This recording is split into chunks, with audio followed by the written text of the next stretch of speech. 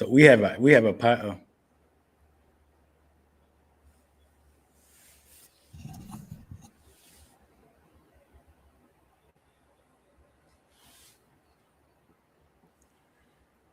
What's up, everybody? This is Bryson Fowler, Boss Talks on the Rooftop, and we are live.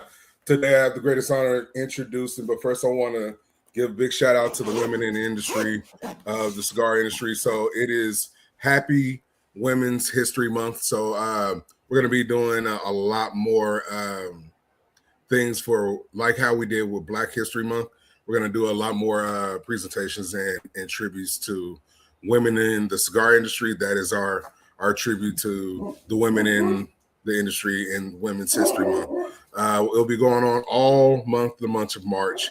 But today, I have the greatest honor of introducing the CEO of Broncano Cigars, Mr.Jay Martin himself. What's going on? What's going on? Appreciate you having me here. I am the, founder and the president, director of operations, the secretary, and everything. All things, and all the good stuff, right? Yeah, all things Broncano, from the graphic design to all the elements involved. That's me. So I always ask this first, right? We're gonna get into it. I want to know why cigars. You could have did anything in the world, but why cigars? That's a good question. For why cigars, I mean, when I got into this, like when I decided to start a cigar brand, it wasn't necessarily that I wanted to be in the beginning. I just wanted bragging rights, right? You know, and I thought like, well, anyway, so in the beginning, I wanted bragging rights with cigars. So it wasn't necessarily that I wanted to be like a cigar brand owner. It's just a point that when I went to Dominican Republic, I went to Mexico, or even when I smoked cigars with other people, it's just I didn't feel as if like some of the cigars actually met my particular palate. And so that's the reason why I decided cigars. One, I thought it was an entry point, easy entry point, because when I got into this, when I decided to start my cigar brand, I had Googled what does it cost to start a cigar brand, and I found these ladies out of Miami, Trace Linda Cigars. They stated that they started their cigar brand with $500. So I'm thinking like, okay, I can start a brand with $500. That's an easy ass, right? You know, I mean, you spend more than exactly right. You spend more than that one night at the club. But hey, $500. Count me in. We'll do it twice. Exactly. I'll start 10 brands and shit. So excuse my so with that, so the $500, I'm thinking like, okay, it's an easy entry point. And from that point, I was just thinking like, I'm gonna have bragging rights. I have my own brand, you know. I just go around. I got a cigar brand. So as I dug deeper into it, and I realized like $500 is not quite the case on starting a brand. It's way more than that. And in the beginning, I would have reached out to like other brand owners on Instagram and Facebook. And it's probably gonna date me. I don't know if you ever watched the original Fat Boys movie. We always say, hey, I got treated like the Fat Boys when the Crush Group, when Russell, I think it was Russell, wouldn't let him inside the club or whatever. So people was holding information tight, and I was like, man, this is not what I thought it was going to be. So just from that standpoint, I just thought it was going to be an easy point of entry, and I wanted something to where it was based off of my palate instead of someone else's, if that makes sense. I can dig that. It never starts out how you think it's supposed to be.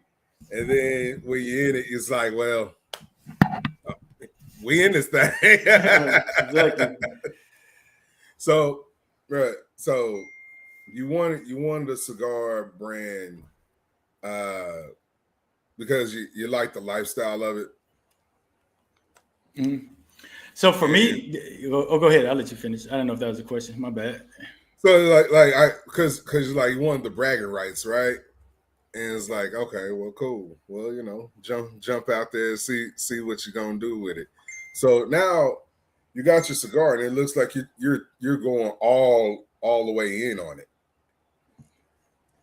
So it's like that. It sounds more than just bragging rights, bro. It sounds like it, Yeah. like you want to jump in there and really just be impactful with your brand. So, what has been the biggest challenge for you going in this industry so far? As far as challenges, and I guess more or less, I got to relate it to like stories or things that happened. One, I would say in the beginning, the biggest challenge is basically picking the right factory, right? Because you have all these options like this guy, this guy, this guy. Try my cigar, try my cigar, try this cigar, and then once you get to the factory, you'll explain how you want the flavor profile to be. You want it to taste this way. You want nuttiness, creaminess. You may want some floral notes. But once these guys give you your cigars, or give you cigars to try, it tastes nothing like what you expected. So either you can continue to deal with that particular person, or B is move on. And I guess the best way to say it is, I mean, I have the tendency to cut the cord quick. So if I explain something to somebody and they can't provide me exactly what I want on the first, maybe the second try, I move on. Because a lot of these guys, they'll come to you. You go to the factory and they'll be like, "Oh, I want this cigar, brother. This is the cigar I have for you." But like, "No, I want this flavor profile. This is a cigar I have for you." So they'll give you options. Do you want medium, light, or a full body cigar? So you have those three options. Then you get to choose from those three. So I guess basically finding somebody that's going to be on the same page with you as far as overall, like the palate wise, like what you want your cigar to be. And so that's the biggest challenge. And then once you find that factory or whatever that's on the same page with you, now do you guys mesh well? Is it cohesive? Do you guys have the same synergy? So that actually makes a big deal as well. Because there's factories that I know for a fact that I went and visit, and I mean, I know that they can make an excellent cigar, but the synergy wasn't there. We wasn't, it's more or less like, since I'm spending my money, I feel like, like I was being bullied into taking, for lack of a better word, the cigar that they wanted me to have. It wasn't like it was a team effort. Like, this is the flavor profile. This is what I want. So it wasn't cohesive like that. Right. So go ahead. With that process is like vetting out like manufacturers trying to push what they already got on you versus what you're coming to create. Correct. And so that's like the biggest challenge in the beginning was the factory nuances, picking the right factory. But since now I have the factories I want to deal with, and still, I mean, I may come across, there are some factories I want to do business with, but again, the synergy is not there. And then more or less, like not necessarily distribution, but the transportation for the cigars from the importation of the cigars as well is probably one of the biggest challenges, because rules and regulations change. You got tariffs, taxes, and all that. And then you might have a relationship with one importer one day, and then the next day it's a different importer you have to deal with. So just the importation of the cigars, and the whole factory aspect. Right. So that, in a nutshell, that is just one part of just starting a brand, and it's a huge hurdle that you got to get over. But you're jumping over them others. So what has been one of your rooftop moments that you've experienced? Like, okay, well, you know what? I'm really in there. I can do this. What was that one moment for you? That's a very good question. So the rooftop moment. So here, and I got to tell this whole story, man. Maybe too much. So anyway, I don't know. Hey, we got time, man. Right. So I don't know if you caught on to what I said about the factory portion of it, that I went to several different factories. So there was one particular factory I was supposed to do business with, and we didn't. We had everything worked out. I was supposed to send the cash and everything, and just I don't know. I had a cigar consultant, and I'll get into that later. But he stated, "Hey, man, you're spending money. You need to go to the factory, just to see what it's about." Yeah, need to get down there because at first I was just gonna, basically do it like Amazon, drop shit. Ismo order like custom T-shirts.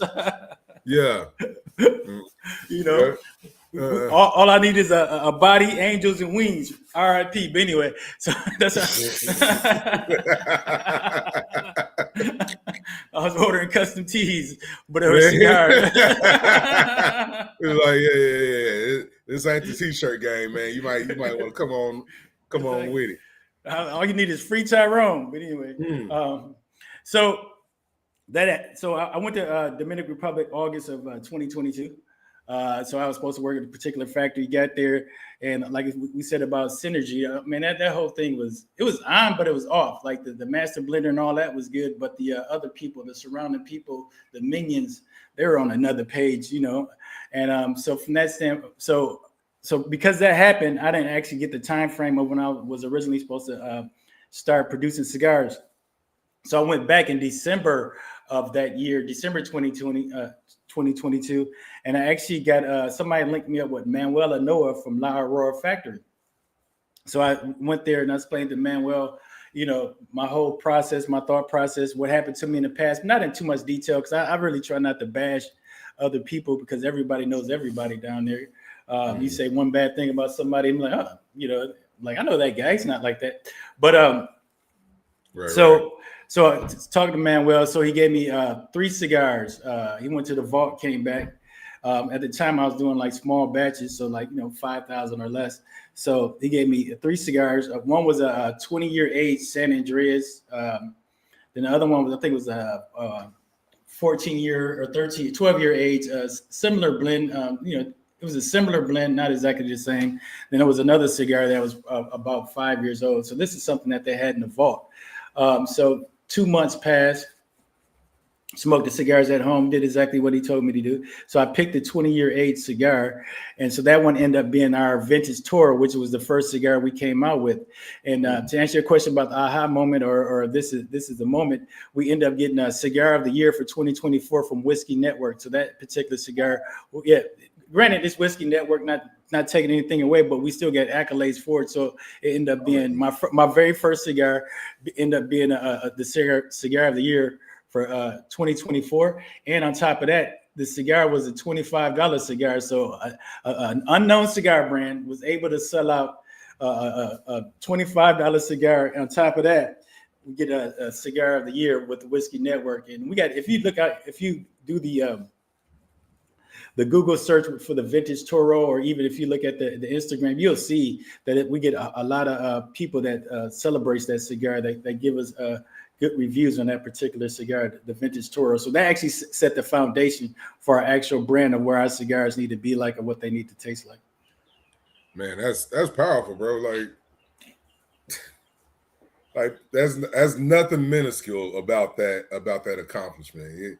You're in a publication where you're cigar of the year, and then you're charging $25 for it. And no disrespect, but nobody know who that brand is. That's your first cigar. You're charging $25 as an entry point, and you sell out. That's crazy. That's crazy work, bro. That's unheard of. And man, I gotta commend you on that, bro. That's understanding true value and knowing the worth of the type of heat that you're bringing. You know what I'm saying? So I'm a little upset with you. Send me a $25 cigar. You send me a $25 cigar, and I'm a mess around and like it and love it. I got expensive taste, bro, but I got beer budget, and you put me on the champagne diet, and I got a beer budget. That's crazy. That's crazy. So I'm not gonna like you. So guys, we sent out. This is the Classic Royal. Classic Royal. We're gonna get our first look at the Classic Royal. You just re-released the Classic, correct? No. So so our cigar line, how it works out is we had the vintage, which is a vintage Toro, the one that we talked about, the 20 years age. So this particular line, this is the Classic Royal Blue. So this comes from our Classic line. So it's 3 cigars in the Classic line. It's the silver, and it's the Royal Blue, which we're smoking on now. Then there's the Ruby that actually just came out. So So these two actually came out last year this time. And so the difference is, so the silver, and I just want to say this just to touch on the vintage. So if you take a look at the silver blend and you take a look at the vintage Toro blend, they're almost similar, except the silver blend doesn't have the Corojo seed, if that makes sense. But with this one, this is our flagship cigar. I actually want to pull something up about it real quick. So this one has the Ecuadorian Habano wrapper, the Monte Plata binder. Then it actually has the BVS African Seco in there. And then there's, just want to make sure I believe it has the broadleaf in there. So it actually has 6 different tobaccos inside this cigar. So you should get all type of nuances from this, like different nuances. On the cold draw, I don't know if you did that. You should get some type of floral notes. I got the floral notes on a cold draw, and I'm gonna tell you, I really don't like doing it. I just do it for the cigar nerds out there because I'm like, cold draw. Like, all right, sure. Are you not a fan of it? Hey man, I want to taste the notes of the cold draw without it lit. Like, all right, cool, whatever. Whatever, dude. Right. It's gonna get lit and it's gonna get smoked. That's the bottom line. We're gonna take our time. We're gonna light it with our Kingpin luxury lighter. I'm gonna cut it with my Kingpin luxury cutter, and I'm gonna see. I'm gonna wave it. I'm gonna blow it. Man, every cigar. Well, I'm a nerd, man. Yeah, I bet you. I know you gotta look. I can say it because like I love the nerd out, but like if from one nerd to another nerd, I'll be like, you fucking nerd. And it's just because it's funny to me. It's just because it's funny because like I know how I sound to other people that like do not partake in this cigar world, and like when they do come and visit and want to smoke with me, and they, well, tell me about this cigar, and I go, well, this is the Ometepe blend with Cuban seed, and it's grown and shade grown over this way, and this, and you see their eyes glaze over, and they're like, in their mind, they're like, you fucking nerd. Yeah. And I have my moments where I'm like listening and I'm like, you fucking nerd. Hey man, but you hear people as you get older. I mean, so life goes in phases, right? When you're, and I can cuss on here, right? You don't mind, do you? So, so between 20 and 27, you might, oh, that was some good pussy. Between 28 and 38, you'd be like, that was a good meal. Between 38 and 48, you'd be like, man, that was a good shit. So what I'm saying is, like, it goes in phases. As far as like with cigars, I mean, you go out to eat, you go to the what's that? Not the Japanese. Yes, the Japanese steakhouse. What is that? The hibachi grill. You sit there, you get all the excitement. They get the train, they choo-chooing the rice, and they popping shit in people's mouths. I mean, that's part of the experience, like the cold draw, and like right now. Yeah. Toasted it lightly. I'm getting those slight pepper notes, but the pepper notes coming from the toasting of the cigar. But anyway, I'm a pass. Hold on, man. Let me do my damn job, okay? let me do my job. Hey, man, you saw in the beginning I was trying to warm up. I was stuttering, like trying to get my thoughts together. It's because you're going a million miles a minute, and I mean, you know, in the world of finance and everything. So just a little bit of background about my man here. He's in the world of finance. He understands how to, like, if you're looking for that G-Wagon, he can find you the financer to do that. He's been a financial manager. He's worked for dealerships where he handles, like, okay, you're looking to get in this G-Wagon. We're going to see if we can find or match up the bank that's going to get you this G-Wagon. Or it's too much car for you. And car dealer turns like, oh, this is too much for you. Here, let me. I'll give you some more insight.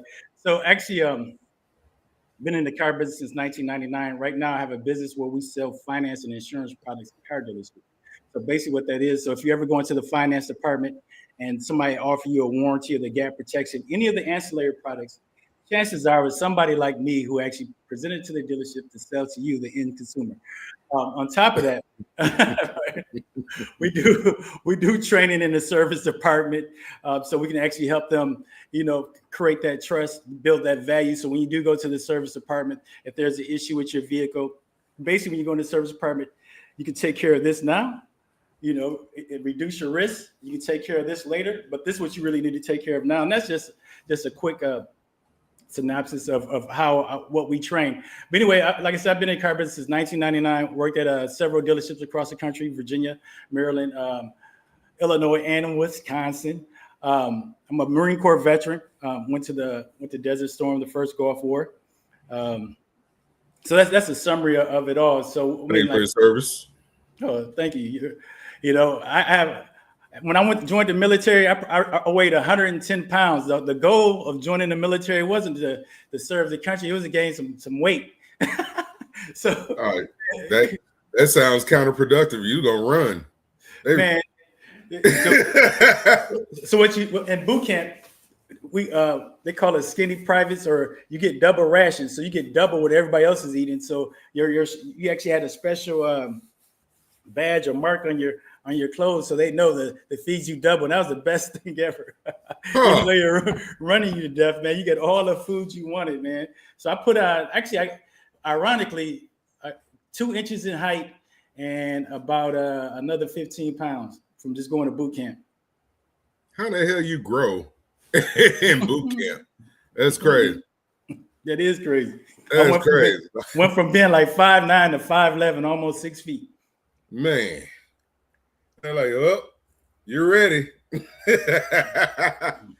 So, what was that? How long were you in the Marine Corps for?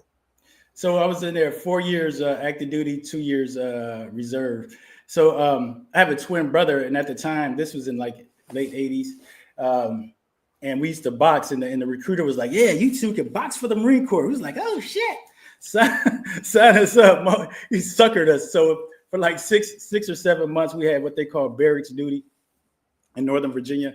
So after a while, I was like, man, it's not what we thought it was going to be. So they sent him to Hawaii and sent me to Camp Lejeune, North Carolina. So he got the better end of the stick of the deal. He got Hawaii, and I got North Carolina, and which wasn't a bad gig. It's just Hawaii over North Carolina. Who got the better deal? So I don't mean to cut you off real quick, but I just got the citrus floral with the touch of pepper, and then it's doubling down with a back of a sea salt on it. Oh wow, it's that nerd shit you was talking about. Yeah, man. That is the nerd shit I was talking about. Marcus Evans, what's going on? Welcome in the building, chat. What's going on? Tats and Ash, hey, how you doing? Jump in. So we're live here, and I got Mr. Martin of Broncano Cigars, and we are trying the Royal Blue Classic today. This is the cigar review of the Classic Royal Blue, and we are trying and it is nice. It is real nice. It is real nice. It's one of those things I think you guys are going to thoroughly enjoy. I'm still getting some of the notes of it. So you guys that just tuned in, I wanted to introduce you to my man's here.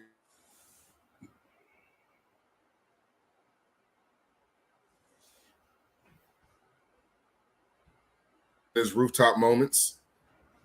And we're getting to know my man for a little bit of time. So come on in while I got him. Ask questions in the chat. He's here for you, and it's a happy Women's History Month. So be on the lookout for women of the cigar industry. We're going to be doing our due diligence for our tributes to women of the cigar industry for Women's Month. But today we have Miss Martin of Broncano Cigar Company, and we are doing our Monday cigar review of the Royal Blue. So anyway, back to nerding out before I nerd out again. It's funny, man. What was the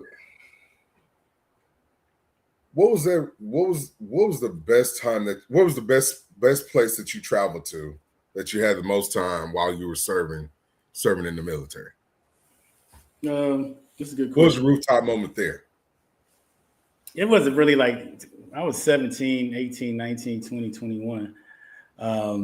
It wasn't like it was. I would say when we went to Myrtle Beach after Desert Storm, that probably was the most exciting time because we just back from being in Desert Storm. It was 5 of us down there. Rented a hotel room and we just kicked it at Myrtle Beach for like 3 days. It wasn't Freaknik. But it was just wild, yo. I can't even say how it was over here. It was just a wild time. But also, close. Exactly. Me and my brother, we went to boot camp together, and we had a blast in San Diego when they would let us go on the weekends. But so that was it boot camp or I don't know. So it was either boot camp or a school of infantry, I think, where we linked up at, and me and my brother just kicked it. But yeah, so I really don't have a place that was that exciting when I was in the when I was in the Marine Corps. But I just had times where it was just like a blast. Like I can't even talk about it on here. It was just amazing. And the B-17, now, 18, I probably was 18 at that time because I joined when I was 17, but to be 18, 19, you don't have to worry about, you don't have any worries in the world. It's just if you're going to get deployed somewhere or something like that, you just go out and live life. It was just great. Times to be reckless and got a little money in your pocket, times to be reckless. Yeah, exactly. So what made you come up with this particular blend here? So the thought process in this blend, because I had just came off. So with Hendrik Kellner, like I said, I had met him a year before when we did when I actually completed the vintage Toro Fires, putting that together with the La Aurora, and we were supposed to do a blend. That of 2023, we were supposed to put together a blend, but I really didn't pick him right away because I was working with some other factories that I thought. Well, one, Hendrik says he only does 250,000 cigars a year, so it'd be kind of tight to put me in the calendar. So that's what I was thinking. That's one of the reasons why I didn't go that direction initially. And two, I was talking to other manufacturers, that could get me on the calendar right away. But after getting blends and that didn't taste quite right or not exactly how I wanted it, because I was getting some blends would burn like super hot. And for my cigars, 15, 50, and $16 and $16 is where they come in as far as the price point, and that's where I wanted to be at that mid tier range. I didn't want to be at $10 or $12. I needed to be right in that price range, and the cigars that they were sending me did not qualify to be in that price range because, like the cigars I have, from my opinion, I think they punch above their weight. So back to that. So back to Hendrik Kellner. So I went to Hendrik and I said I wanted a cigar that had some nuttiness, some floral notes, a good clean retro hell, and I wanted a cigar because this how his process worked, and then hopefully this answers the question. So he'll ask like one question: do you want a light or dark band? What's the color band? Wrapper do you want? So I said, okay, I want this color wrapper, which was the Ecuadorian Habano. That's the color wrapper I want. Now, what's the flavor notes you want? These are the flavor notes I want. So it just picks. So it's kind of reverse engineering like a cake, So you just reverse engineered so we can get to the point to find out what tobacco leaves he's going to pick because he's the master blender, and a lot of stuff is based upon trust. But I want to make sure that the notes come out to exactly how I want it. So he has these steps he takes. Okay, what are the flavor notes you want? Boom. So we go for the ring gauge size. So I want a 52 ring gauge size in a Toro. So from there, he put together some blends, and then we smoke them and go through it from that nature, from that aspect. For me, luckily for this particular blend, it wasn't a whole lot of back and forth. So with this blend, so he sent me the first test blend, and that actually was spot on. But we needed to tweak some things to because it was slightly spicy because I didn't want that. So we tweaked it. Went with the 50 because actually it was originally a 54 ring gauge. Brought it down to a 52 to give it some slightly more intensity without adding pepper, if that makes sense. Mm-hmm. But I just want to show you here. You had showed the ash. So, and I'm not far on the ash, but you can see how it's stacked like coins or whatever. So basically, what that means that whoever rolled the cigar had even tension on their hands. So it was rolled by somebody who was a seasoned roller, because you can see like how the ash is. And take a look at the burn line. I'm not hot boxing it. Normally I do. Yeah. But, so the reason why I'm saying look at the burn line, because that tells you how if the leaf were placed in there correctly. So if you get like some of these, like see that indentation right there, but that's because the way I lit the cigar. But if you get something like that and it comes out a little further, that means they didn't put the proper placement of the Ligero, because the Ligero should go in the center and the Seco should go on the outside of the cigar. Fucking nerd.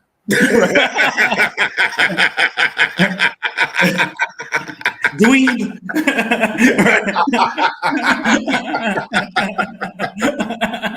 But I love that, bro. I absolutely love that. You know what I'm saying? Like, because it matters. Like understanding the perfection of your craft matters, right? Yeah, so look at that. Guys, if you haven't checked out the cigar, like the cigar, the man is really attentive to detail. It's very meticulous, and he knows the shit. So even if you look at the ash, it's not a dark ash. It's not flaking. So I mean, that's a proper fermentation.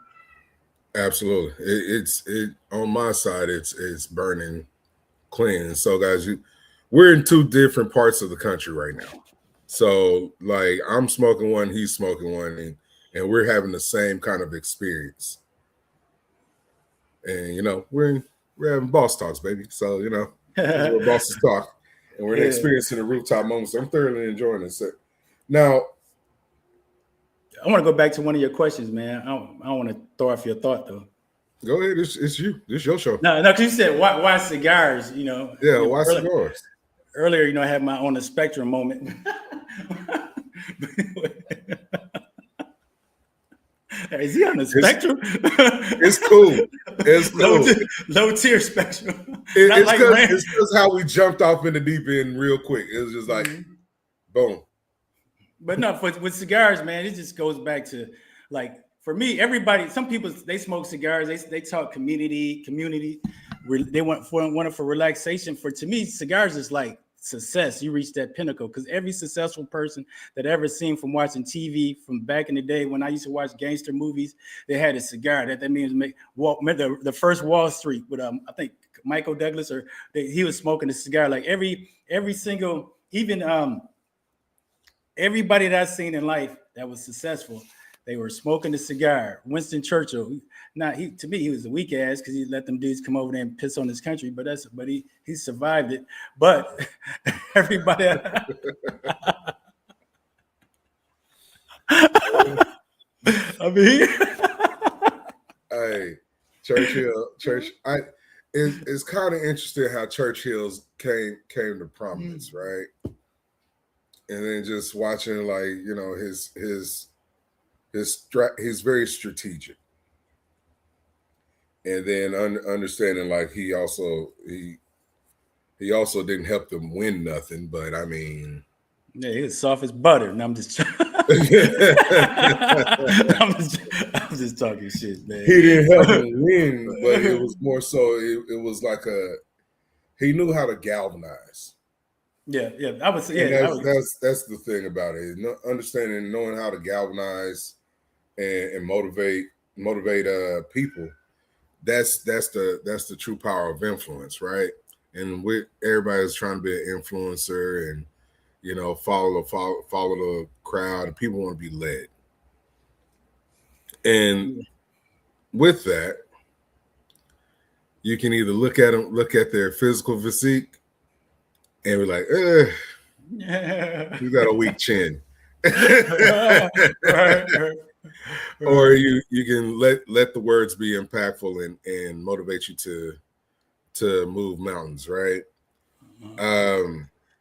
We have a saying in the car business, like people rather be told, not sold. So like your point, people want to be led because they want to be led in a direction. They don't want to be sold in that direction. But once you lead them, because what we ask is qualifying questions, find their hot buttons, and that's all we talk about. Just like when you go to restaurants, a steakhouse or something like that, what they do, they sell the sizzle. They pipe the smell in. They have the sound acoustics in there of the steak cooking. So when you get in there, you're gonna order the biggest steaks. They got the sound. You haven't even tasted the steak yet, but you get wrapped up in the excitement. Just like Disney, you go there, the first thing you see is that big ass whatever it's called, the castle. You get all excited, pocketbook ready. You got the kids running around. You guaranteed to spend every last dime, the mortgage money, the lunch money, everything in there. So it's all the excitement. People rather be like I said, told, not sold, and those nuances that you put out in the air.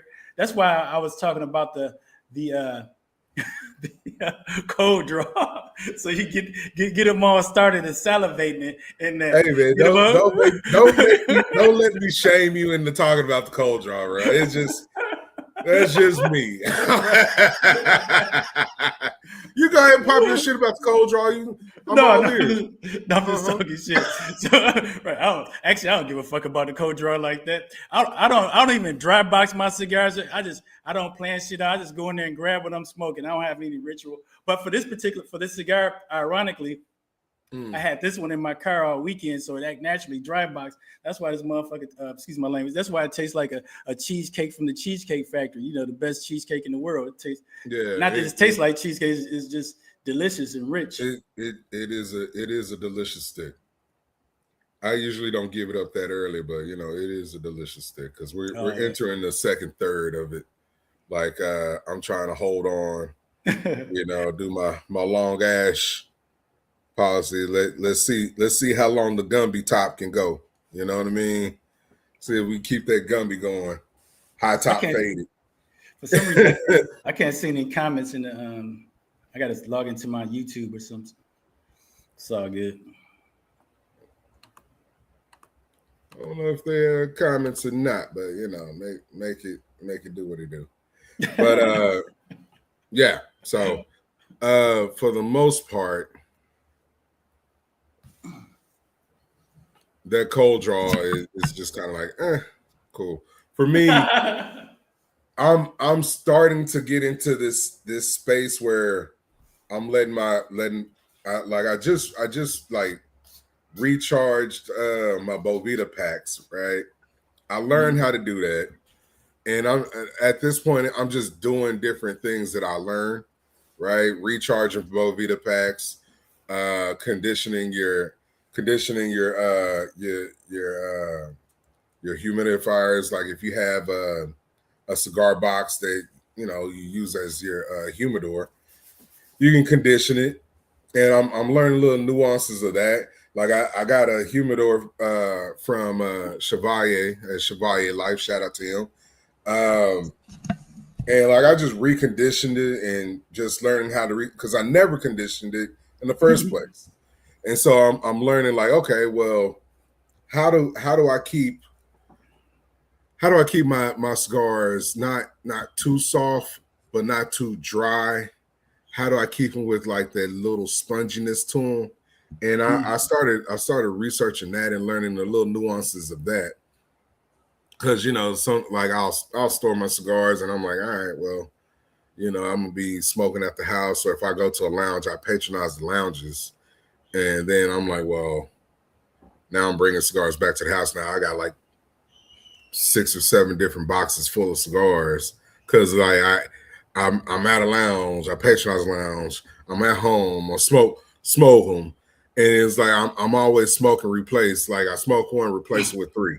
Smoke one, replace it with 4. So it's like, all right. And I'm looking forward to going to PCA, and hopefully everybody else is like, blessed the game with cigars as well. So I'm hoping I have a good problem, which is like I got to buy more humidor boxes, or just I'm looking for a reason to invest in the large humidor Like right the now. electric one. Yeah.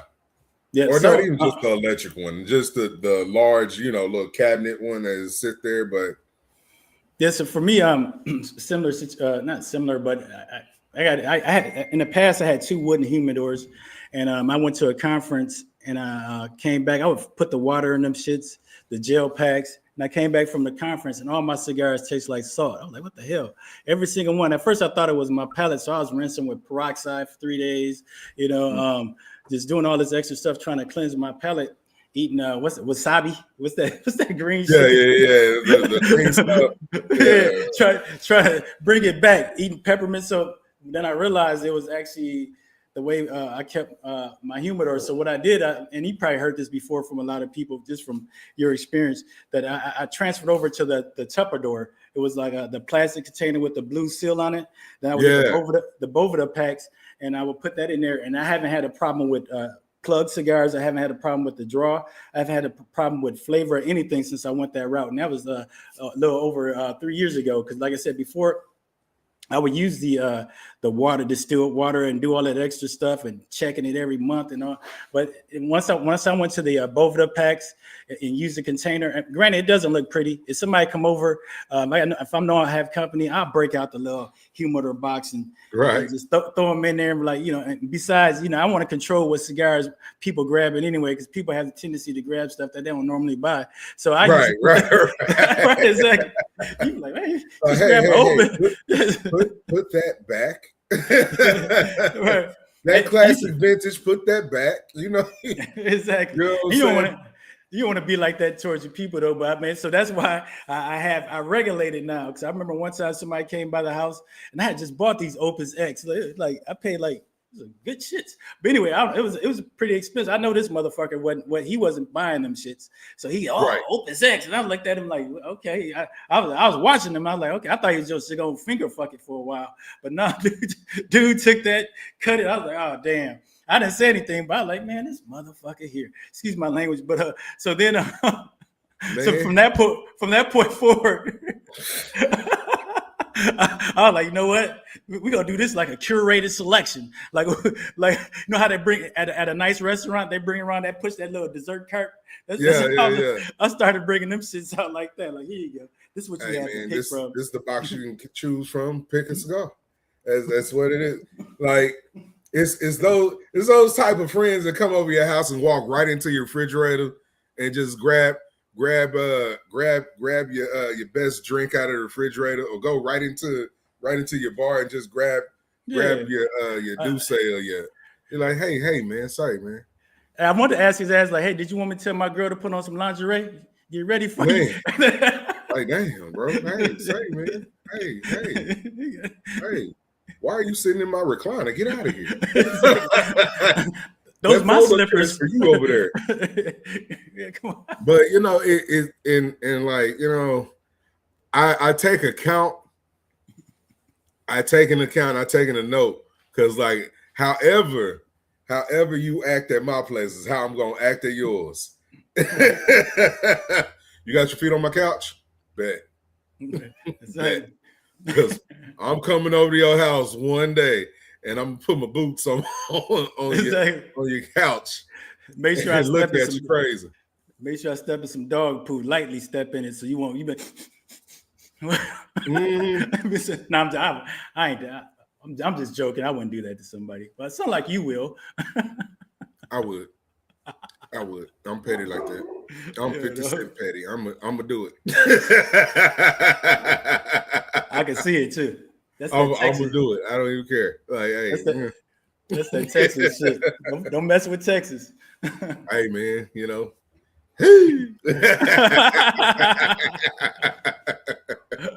That's funny. We going, man. So real quick, I just want to touch on this if you don't mind. Okay, go ahead. So the binder in the cigar is Monte Plata. That comes from the Yamasá region. So if you look up Yamasá, just Google Yamasá cigars, you'll find out that Davidoff has a line that's named after the Yamasá region with tobacco from the Yamasá region. So the Monte Plata tobacco comes from the Kellner farm, where they actually grow tobacco they have a contract with Davidoff where they grow tobacco, and they also use some of the. I don't know if they use that particular tobacco because I don't want to get anybody in trouble. But so this tobacco is comes from the Yamasar region where Davidoff makes their cigars, and one of the reasons why where Davidoff used tobacco from there, and one of the reasons why I just did decide to partner with Hendrik Kellner was because he had the process and procedures from Davidoff, so I don't want to have to worry about quality because the last thing I wanted.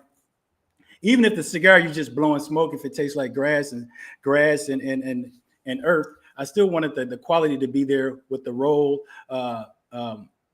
and the whole construction, the combustion. I wanted that to be there, even if it wasn't for somebody's profile. I didn't want anybody to be able to say that our cigars were low quality, and so that's one of the reasons why we partnered with the KBF. And just a backstory on that. So Hendrik Kellner, he went to school in Wisconsin. He did a student exchange in Wisconsin. Because I don't know if we go back to where the 250,000 cigars, because originally he couldn't fit me on the schedule. Then once we talked further and I said, hey, man, I'm from Wisconsin. And once I said I was from Wisconsin, that's when he was like, hey, I went to did the student exchange in Wisconsin. It was like 30 minutes from my house where he did the student exchange at. And he said, man, since you're from Wisconsin, whatever you basically, here's the keys to the kingdom in a sense. Whatever you want, let me know. We'll make it happen for you. We'll get you on the calendar. So so from the Wisconsin connection, right, actually helped me out a lot. Yeah, that's love right there. Because I mean, sometimes it's just, you know, that commonality. Like, oh, you really like cigars because like the love of the leaf, and then we have some other kind of tie-in. That just okay, man. Hey, you're one of the good ones. You're a good guy. So come on, man. Let's do this for real. And like, you know, Wisconsin. The mean streets of Wisconsin. So I mean, hey man, we got GDs and vice lords in Wisconsin. Bro, hey, that's the ones that's running from Chicago. Hey, growing up, we used to always say that we couldn't wait to whip on somebody from Chicago. Come up here acting tough. Man. Bro, I'm like, man, like, why? What are you doing in Wisconsin? Like, well, I don't know. I'm like, okay, all right, cool. Well, you know. Green Bay Packers. And like, are you a Green Bay fan? So yes, I am a Green Bay fan, but it's not my number one team. So my team goes the Eagles, the Commanders, then it goes it's all NFC though. Then it goes the Packers. So in that order. So always been Eagles fan. four reasons for me to hate you. That's good. That's Cowboys crazy. fan. Man, 4 reasons. Like I thought it was like the number one team that I just can't stand is the Eagles. I'm a Cowboys fan all the way through and through, right? And then you go, my number one team is the Eagles. Okay, hatred number one, cool. And then you know the Commanders. And then you go the Packers, like, oh. So if you had 4 hands, you was giving me 4 middle fingers. Okay, cool, bet. You're lucky I like your cigar, man. You're lucky. You're lucky I like your cigar, but you know, just for you, I'm gonna make a Corona-sized cigar that's not powerful, and I'm gonna put Bryson Cowboy fan on it on the band. I'm gonna ask the factory to make 50 of them shits, and I'm sending them to you. I'm gonna have my man. I swear to God, watch. You're gonna have them shits by December. You know what? You know what? I'm gonna smoke them shits like they the best thing since sliced bread, and I'm gonna promote the hell out of them. So you got to produce them again because you put my name on them. I love them. They're gonna be the weakest. That's what I'm gonna do to you. It'll be the weakest Connecticut ever. Hey, you know what? Hey, I'm like, hey. I swear to God. Wow. Hey, this is one of those things. Like you get it. Like, hey, these are your gifts from me to you. I'm gonna reach out to him this week. I'm gonna make sure I have that in order so I can have it. Even if I don't talk to you until the end of by December, even if I don't talk to you, I swear to God, it's gonna be in your mailbox by December 24th. With the Cowboy, I'm gonna make sure I got that little. As a matter of fact, I'm gonna I'm gonna make it to where it's like his little thing, and he's pissing on the Cowboys, the star. Yeah, you know what? I'm gonna report your pages.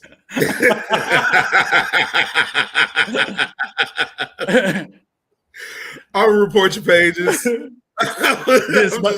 Then smoke it. You go smoke. Report my pages. Then smoke it. That's some good shit right there. Hey, yeah. You seen Belly right when he was eating that banana? You gonna be like, I don't like that shit right there. I don't like that shit right there. I'll report your pages. It's cool. I ain't worried about it. I ain't worried about it. It was cool. But now, actually, I'm gonna put that together. It probably won't be that extreme, but it's gonna be simple. Just as a joke, I'm gonna put it together. It's gonna be a nice tasting cigar. Hey man, you make a cigar in spite of me. I'm coming for your head. I'm coming for you. I was like, this means war. Because you said you didn't like my Eagles. I don't. You win one funky championship, and then you win another one, and now fly Eagles fly. But you know what? But I do. I mean, I think old boy is kind of weak. Our quarterback, though. I mean, he's one dimensional to a certain degree. I mean, I think there's some weakness in him. I think Dak is not in the right system. But you know, that's just my thought. Let's put this in perspective. Right? He went with Lincoln Riley after he left Alabama and had Oklahoma in contention.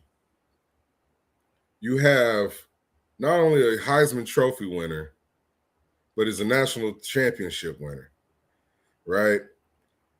He goes into several different systems, and all he does is win. Even before the Saquon Barkley trade was made, he was a winner. Right. Before Saquon Barkley, he was a Super Bowl losing quarterback. So he lost to Mahomes, right? Yeah. And it was on his shoulders then. So this is like it goes against my better judgment. I'm a football fan first, right? So yeah, rivalry is cool. Rivalry is entertaining, makes it interesting, right? But I'm a football fan first. So when people be like Jalen Hurts, you know, can't do this, can't do that, and I'm like, well, he won the Super Bowl and beat Pat Mahomes in the Super Bowl to do it. He's had 5 different offensive coordinators, 11 if you count college. And he's been a consistent winner. This is what it is. He's from Texas. Hold on, I forgot. Yeah, he is from Texas. I was wondering if you was gonna catch on to it. Your quarterback is from Texas, so I can't hate on him too hard. I can just hate the team that he plays for. But he has my utmost respect. And like, you know, your Philadelphia Eagles, you booed Donovan McNabb, and then you at one point you booed Randall Cunningham. I'm like, you guys are just the worst. Right. Yeah, just horrible. And then you got rid of Andy Reid, and he went on to win Super Bowls for Kansas City Chiefs with another Texas quarterback, Patty Mahomes. So Chip Kelly was the worst decision we made. Hey man. If I can steal Howie from you guys as a GM, I would do it. I would steal Howie. I would like, hey Howie, come on over here. Come do this. Leave them alone. They don't love you like that for real. They don't love you like that for real. So just real quick, and I know we had mentioned teams and all that, but so like I said, Eagles is my team, but with fantasy football, that actually changed the game on how I view teams. Because when I used to do fantasy football a lot, I was more or less like a player fan, not necessarily. Because I remember when you guys had Drew Bledsoe. He came from when your boy took over for the Patriots, and Drew went down there because I had Drew on my team, and he was earning me all type of points. Back then, I think that was early 2000s. But I'm a since I don't do fantasy football anymore, I transferred back to having teams. Before it was just like fan of players that actually gave me the most points for my fantasy football. And so the Cowboys, at one point, I had a lot of Cowboys players on my fantasy football team for like 6 years. Then once I bet you did. We do really well in stats. Exactly. Because I don't know if you still do fantasy football, but it started to become a chore. Like it started to become a job. You've been in like this league, that league, 7 different leagues, subbing out players. And it's not as easy as it is today. We can just automatically sub it out for you. Back then, it was on like Yahoo and these other places, CBS. You had to go in there and actually physically take your player out, even if because I didn't pay attention if somebody was injured or not. But now the way it's set up, they automatically sub them out for you if you put those whatever it's called. So with fantasy league, because like I was running like 2 or 3 of them for the past 3 or 4 years. Yeah, a little bit longer than that. Actually, going on 10 years because it started in 2016, where I started like leagues just to keep, camaraderie, because we all got lives, right? We got either kids or we got significant others that pull us from here or there. But the one thing to lock us in, if you're not a part of the cigar culture, then football culture with the hanging with the fellas just to keep some things engaged, right? And so that was one of the things that and it's now it's just like it's just so much noise, right? And now we're trying to eliminate the noise of it. So my next question for you is like when you're indulging in your cigars, how do you eliminate the noise so you can experience your cigars? So how to eliminate the noise? Well, right now, because I live in Wisconsin, I'm smoking the cigar inside my garage. I used to smoke it in the house, and everything started to smell like smoke. And my fiance was like, what's that smell? I'm like, shit, it's luxury, baby. That's what that is.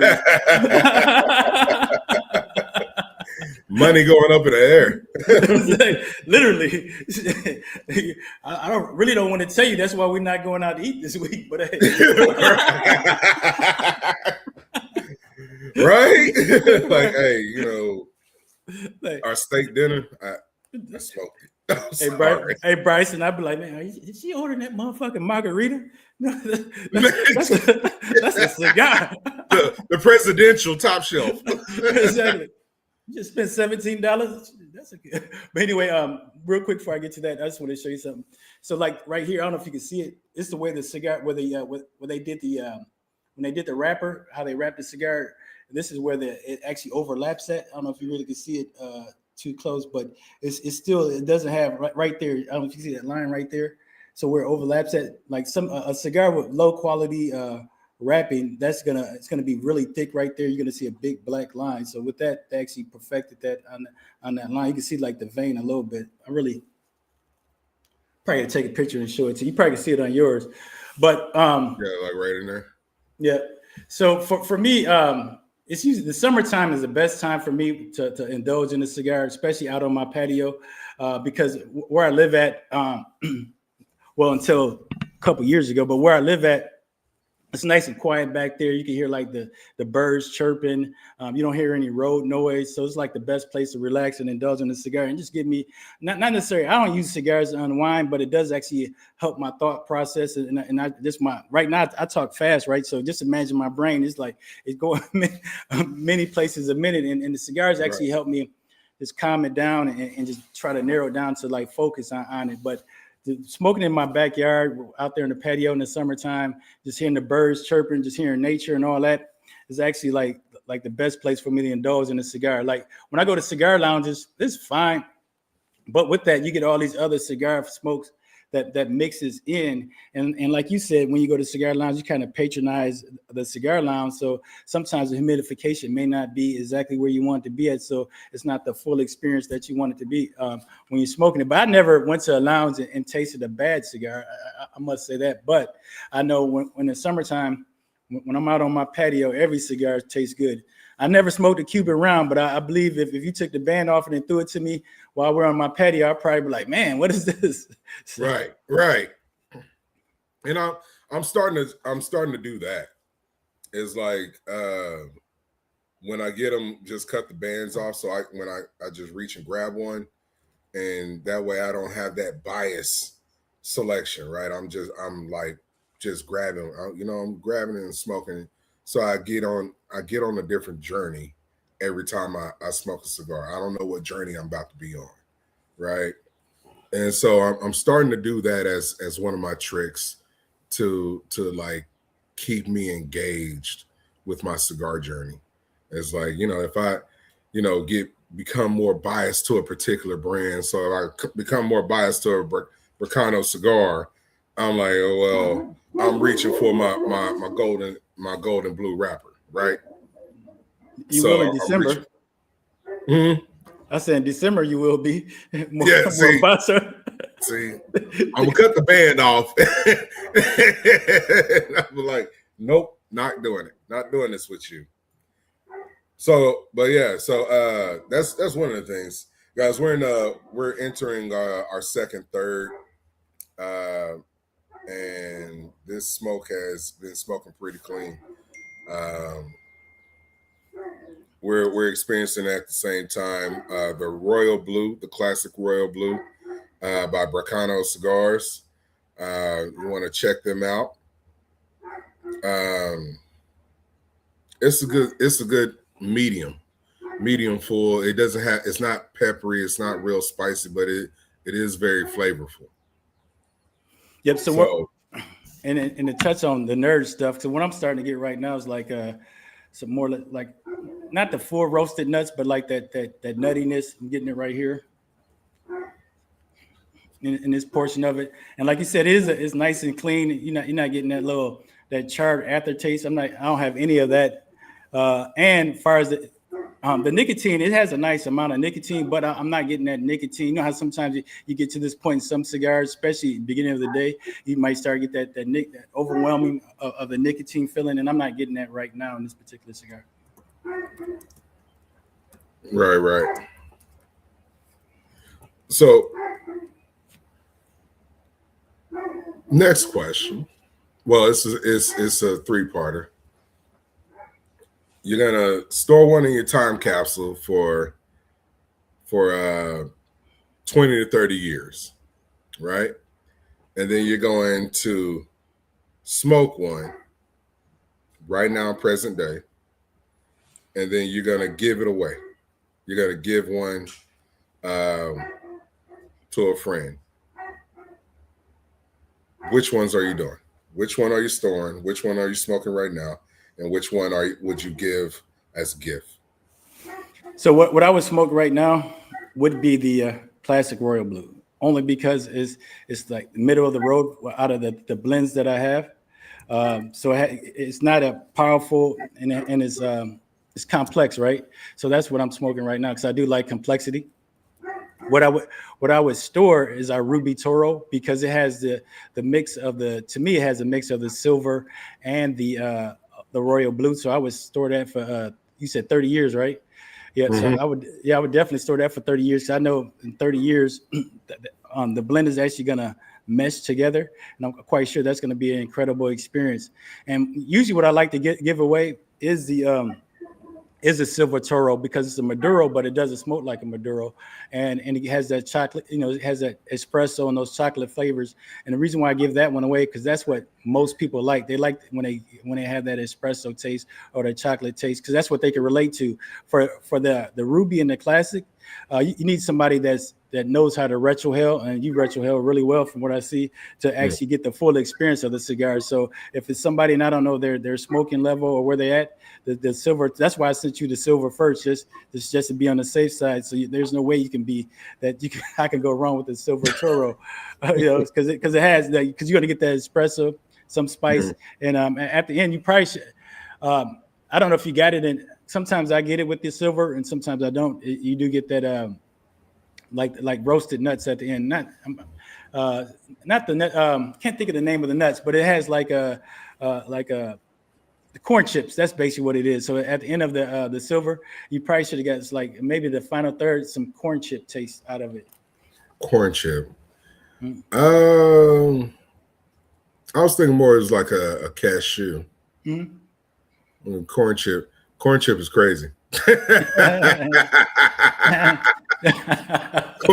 Corn chip is crazy. This thing more like a cashew.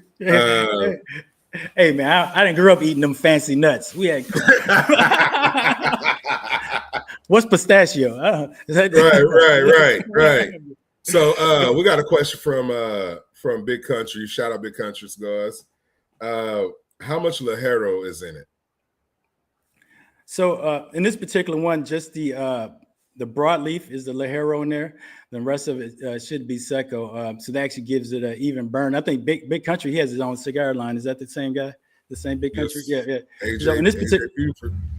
Yep. So this particular cigar, it doesn't have that much Ligero in it. Just the broadleaf is the Ligero that I know of that's inside here, and everything else should be Viso and Seco. But I believe majority of it is Seco, just the way it burns has that nice even burn and whatever.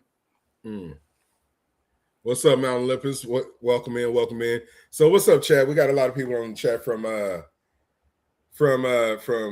Instagram and TikTok and YouTube and everywhere else.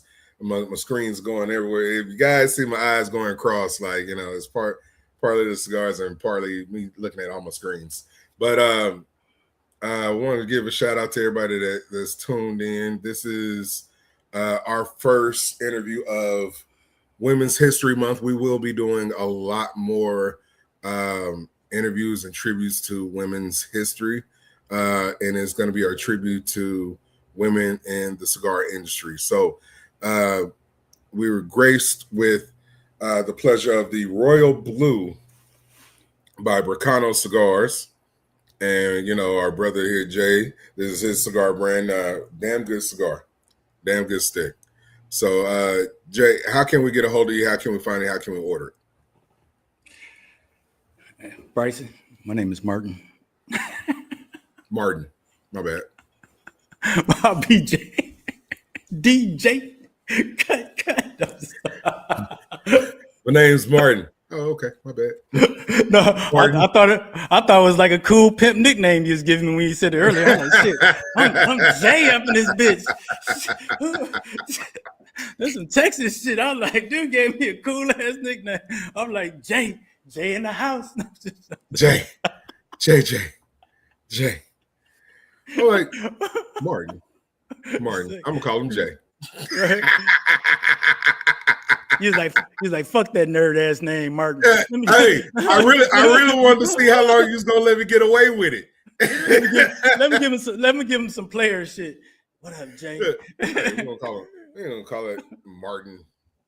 Whose house? Say what? So you can find me at Black Box. I'm gonna give out shout out to Black Box first, blackboxcigars.com. You can find me there. Hopefully I said the website correctly. Luxury cigars, you can also small batch. So those places you can find me online. If you're in Illinois, you can find me in Humidor, Ohio, Wisconsin, Lake Country Cigars.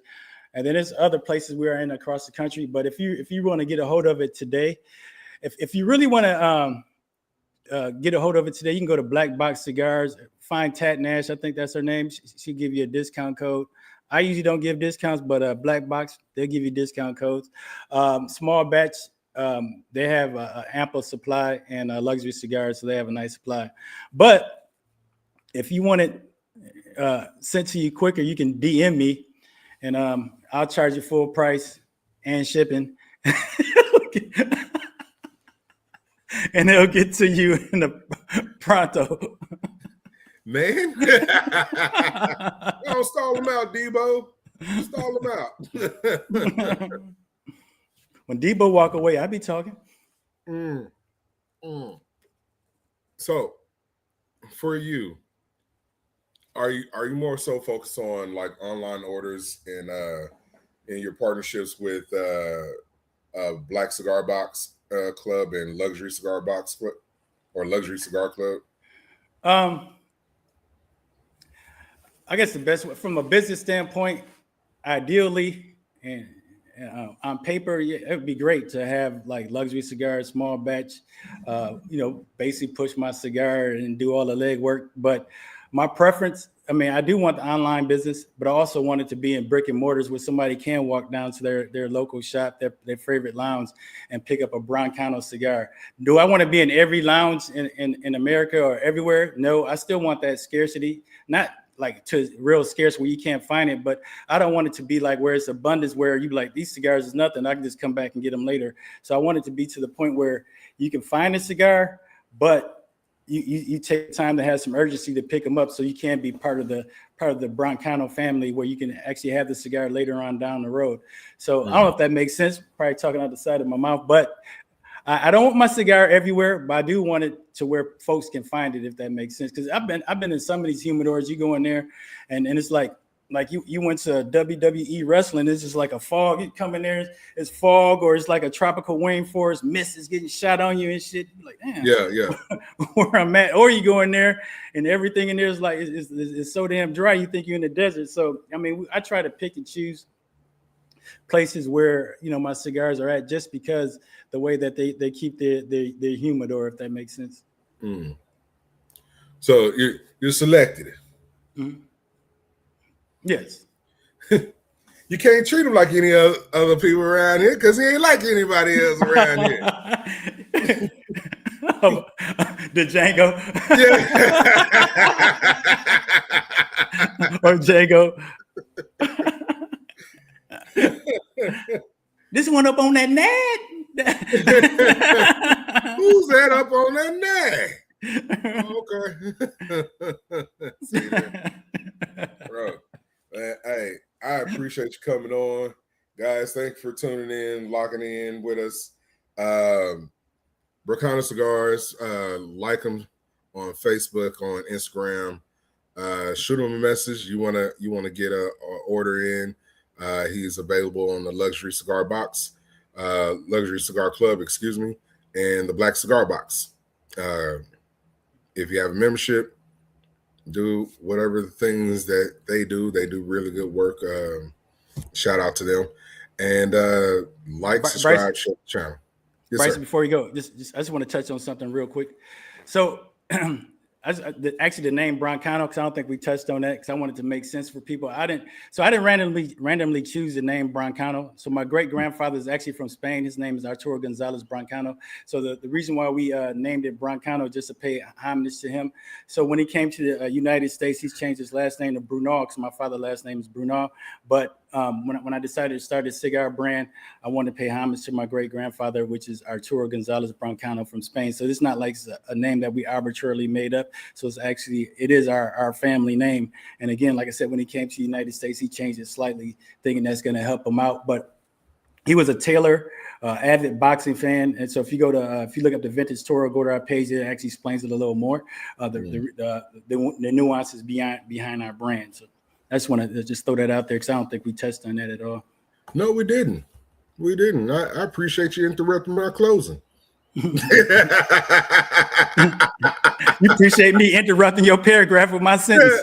Yeah, I appreciate all that. You know what? I was trying to be respectful of your time. We've been on here for an hour, and you know what? You give me. Hey, I will sit here and talk to you some more, sir, because like that right there, it is talking to me in depth about like the family name. So I'm interested in learning more about that. So tell me more about the transition of honoring your grandfather, like when you sat there and thought about it. Yeah. So if you take a look at the Vintage Toro, which was our first cigar. So at the time, I was thinking when I thought about honoring my great grandfather, he was a huge boxing fan, and that's one of the reasons why. I don't know if you caught on earlier. Me and my twin brother, we used to box. So it's my twin brother. I don't know if I mentioned that earlier, but yeah. So that's one of the reasons why we did box, because he was a huge boxing fan, and my father was a boxing fan. My grandfather was a boxing fan. Not saying that my grandfather boxed at all, but like I said, he was a tailor. Allegedly, back in the day, he made suits for some of the boxers, and I'm not saying like famous boxers, because the era that he grew up in. So he did live in New York, then he eventually moved to Florida, then migrated his way to Wisconsin. So he was a fair skinned gentleman that like chocolate.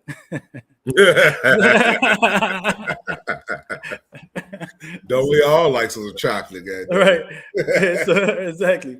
So hence, that's why I look like I look. But anyway, so basically, like if you take a look at our band, it is if you take a look at the band for the vintage Toro, or even for this particular band itself, if you spread it out, I'm just going to take the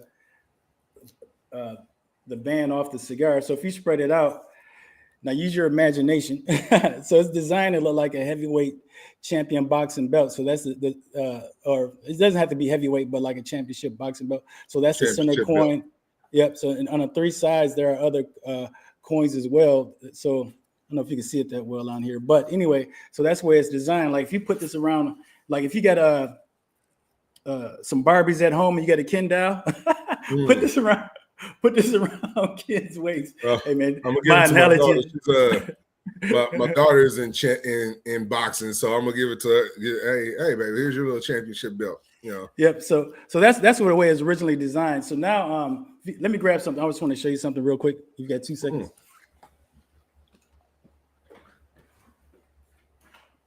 Take your time. What's the rush? Baby, I'm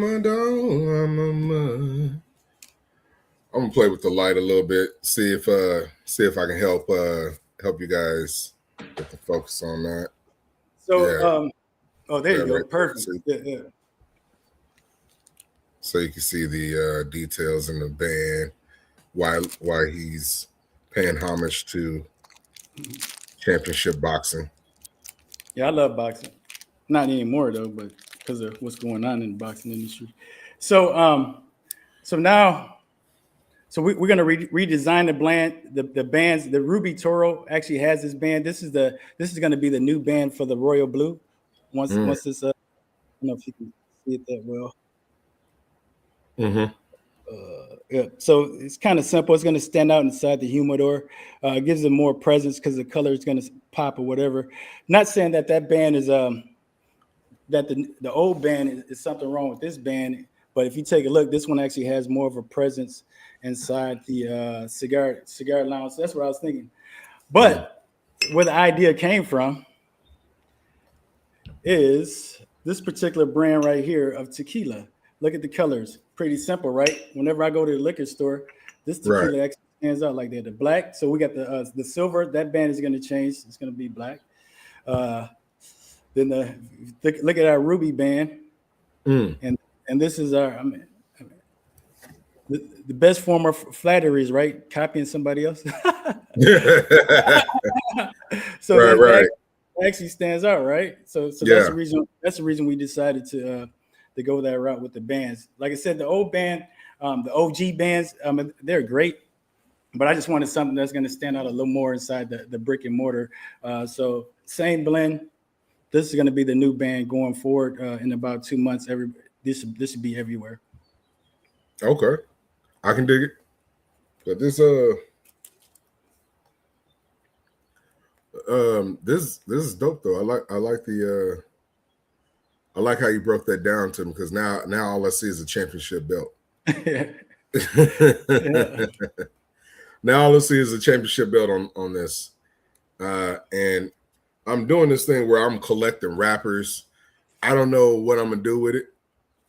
I'm thinking about putting them in my flower vase and just stacking them in the flower vase and going from there. But I don't know what I'm gonna do with it. I was thinking about doing an epoxy table full of the wrappers that I've smoked and stuff like that. I just have wrappers all around my house. And I'm like, I don't throw them away, but like, you know, or I give the wrappers away whenever I'm sitting at the lounge, because like I'm still like, okay, well, I don't want to sit here and just have a bunch of wrappers in my pocket. Right.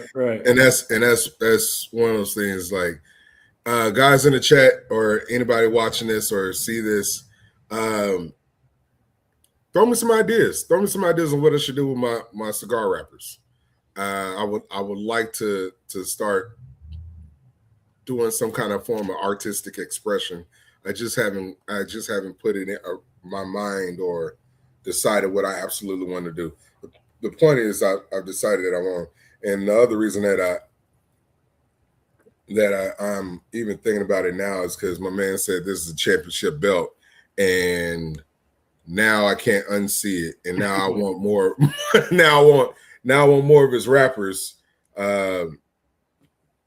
Just because now I have a huge idea for it. But anyway, if anybody want Broncano rappers, just go ahead and order the cigar. The rapper comes with it free. The band comes with it free. Hey man, we'll throw in the rapper for you. We'll throw in the band. I gotta say this. Wait, I gotta say this before we go, man. So like I said, I used to work at a car dealership, right? And I sold cars at one point, and like a finance manager, sales manager, GSM. And people would buy a car, and they would come pick their car up after we detail it or whatever, and be like, "Hey, there's a dent in it." I'd be like, "Oh, that dent's free." We threw that in for free. You want to see? We threw the dent in for free. Exactly. So the band is free. That's a terrible analogy, but the band. Hey, there's a dent in it. Well, that's customization. Hey, well, I used to be like, "What does it matter? You're gonna get a dent in it anyway. We're just getting you started." Or man. When I was in the finance office and we had people with bad credit and they would complain about the payment, well, $600 is real steep. I said, listen here, Mr. Customer, you're not going to pay it anyway. What does it matter? Let's get you in this car for however long you're going to pay. Just make the first 3 payments so we don't get any chargebacks or first payment default. That part. That part.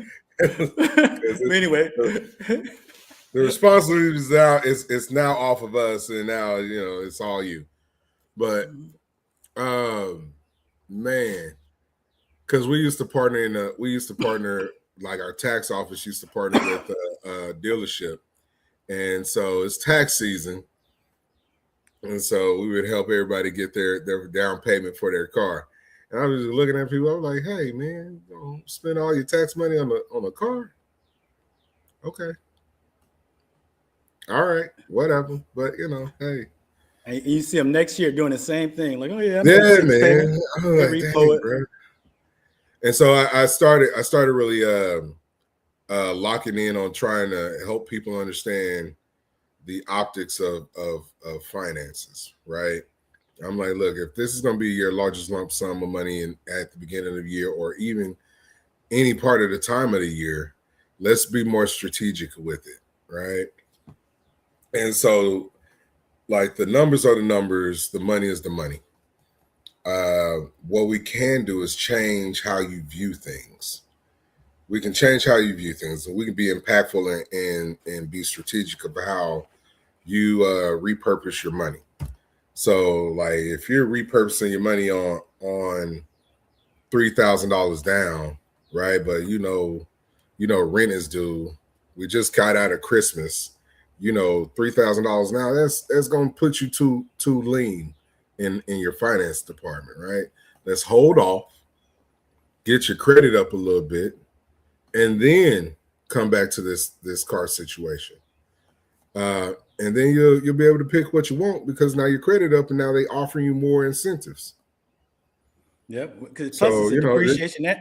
It's a depreciation asset. With depreciation asset, use other people's money. Use your money for appreciating assets. Why throw? If you know you got a history of not making your payments, why throw $3,000 towards the car? Just finance the whole boat, suck up the payment. When they repo it, you be able to live again. Exactly. I'm an asshole, but anyway. Hey, but but that's the game. Mm-hmm. And you gotta help people like understand the rules of the game. Like, and then this is how you play the game. Because like you're already a player in the game. You just don't know the plays. Exactly. And so we gotta help educate you on the plays. So that's really where I like learned, because we did that with the dealership for like 2 or 3 years and learned a lot, especially talking to the finance guy, because it was like, hey, sales guys are trying to make this sale. I'm trying to close these deals for them. Can't you help us out with these deals? And I'm like, well, and then I got to be in the best interest of because your everybody, you know, for yeah. the client. Like, hey, well, personally on this side, this is what they look like, and as far as on your side for the business, this is what you should do to make sure you don't get chargebacks. So you got to re-talk to them and have a real transparent conversation with them, and they're gonna have a real transparent conversation with you, and that's how we rock. But anyway, neither here nor there, guys. If you're looking for different tricks of trade, reach out and comment and let us know something, because my he's been in the car finance industry. He's in the financing industry. He has an extensive background in it. It's not just cars at this point. It's a world of finance out here in the market, and I'm not going to limit the access to them. I'm not a gatekeeper, but I'm a protector of my people. So if you have questions, or you feel like you want to talk to them about different aspects of finance, reach out to them by way through this channel. Cigars, he has a phenomenal cigar, this classic Royal Blue. It is a medium body. It's not a full. It's a medium. It is a good smoke. It's very powerful. It's flavor forward. Excuse me. It's very flavor forward.